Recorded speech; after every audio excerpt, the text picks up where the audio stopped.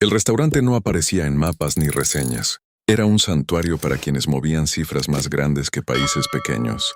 Desde el piso 47, la ciudad parecía un tablero de ajedrez donde Alejandro Vélez había ganado demasiadas partidas como para recordar la primera derrota. Su traje oscuro no era ostentoso, pero cada costura hablaba de control y cálculo. Frente a él, el contrato descansaba como una promesa definitiva.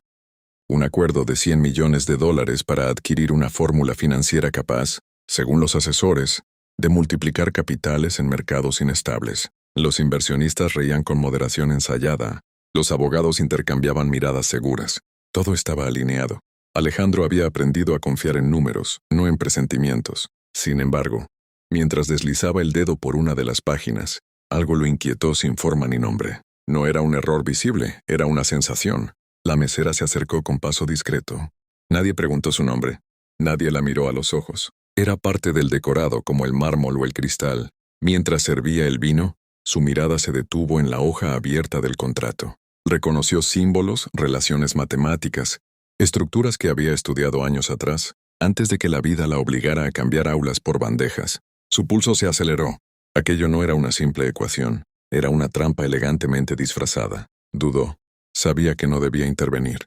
Sabía que su lugar no era ese, pero también supo que, si guardaba silencio, alguien perdería mucho más que dinero.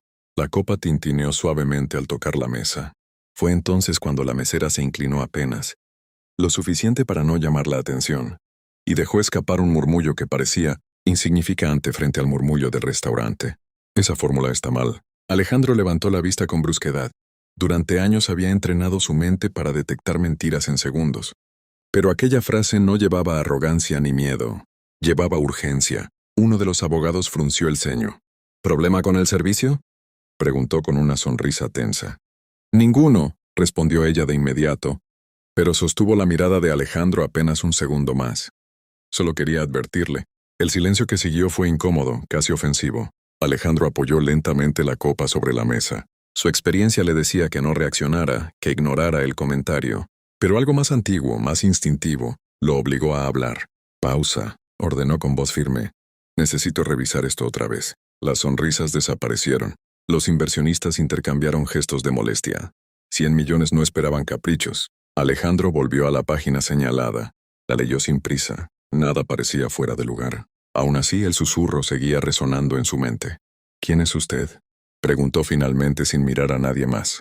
Solo alguien que ha visto ese tipo de error antes, respondió ella, con voz baja pero estable. Por primera vez en la noche, el trato dejó de parecer inevitable. Alejandro pidió que despejaran una mesa cercana. Llamó a la mesera con un gesto corto, sin ceremonias. No había enojo en su rostro, solo atención absoluta. Explíquese, dijo. Si se equivoca, volveré al trato. Si no, me habrá salvado de algo que aún no veo. Ella respiró profundo. Sus manos temblaban, pero su voz no. La fórmula funciona en escenarios controlados. El problema está en la variable de compensación. Está diseñada para activarse cuando el mercado cae más de cierto porcentaje. En ese punto la deuda no desaparece. Se transfiere. Tomó una servilleta y comenzó a escribir números, flechas, pequeñas ecuaciones. Alejandro siguió cada movimiento. Llamó a su analista principal. Compararon. Simularon. 5 minutos después, el color abandonó los rostros expertos. Es legal, murmuró el abogado. Y devastador. Alejandro se recostó en la silla. Durante décadas había confiado en los mejores.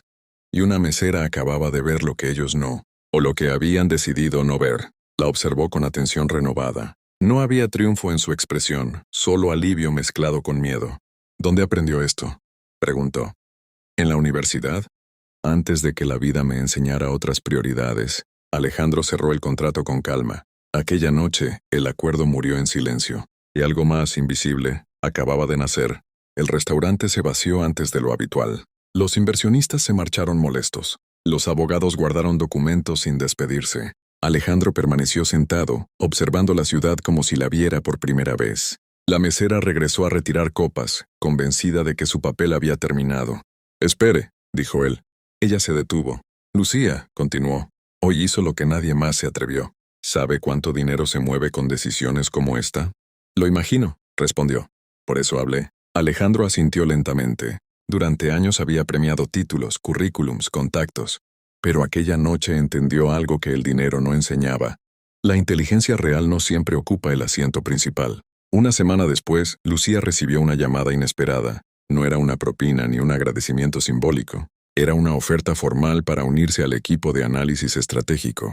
Con salario justo, con respeto, aceptó con lágrimas contenidas.